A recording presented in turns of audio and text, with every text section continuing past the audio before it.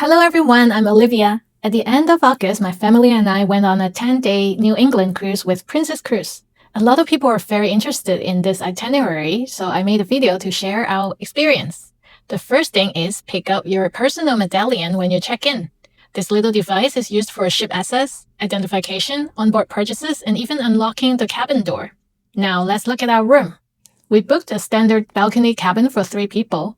The staff did a little magic and pulled down an extra bed from the ceiling, making it perfect for 3.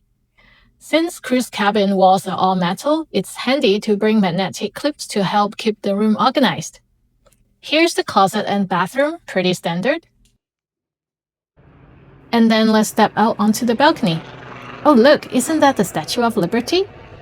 Then we waved goodbye to New York while looking at Manhattan skyscrapers. This itinerary had 7 ports of call plus 1 full sea day, ending in Quebec City. Life on board was all about eating, playing, dancing, listening to live music, comedy shows, cooking classes, and even playing pickleball. We also got to tour the ship's kitchen. Since we were on the ship for 10 days, doing laundry at the self-serve laundromat became part of the activity list. First stop, Rhode Island. We had to take a tender boat to shore. This place is like America's playground for the rich, full of mansions and yachts. Even Taylor Swift owns a huge mansion here. Second stop, Boston. I really liked the red brick houses and the cultural vibe. We joined a history walking tour along the Freedom Trail. The whole trail is about 4 kilometers long, connecting 16 sites from the American Revolution. It was like a life history class where we learned about Boston and America's founding story. We saw the Old State House, which is the birthplace of the Revolution.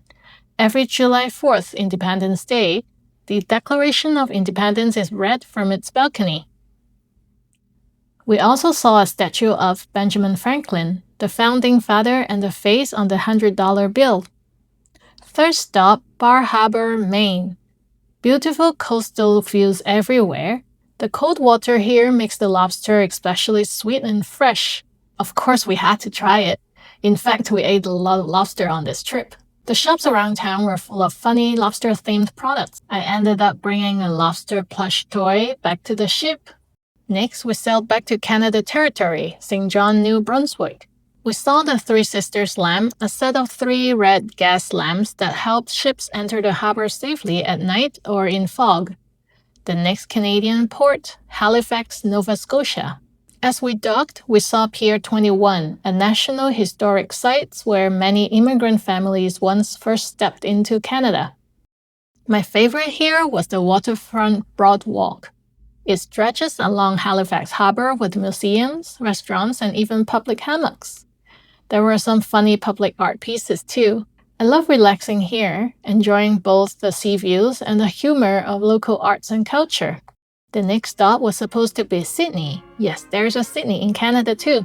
But because of strong winds, we had to skip the port and sail directly to Charlottetown. When we arrived, there was even a band playing to welcome us, and we got free lobster rolls right at the pier.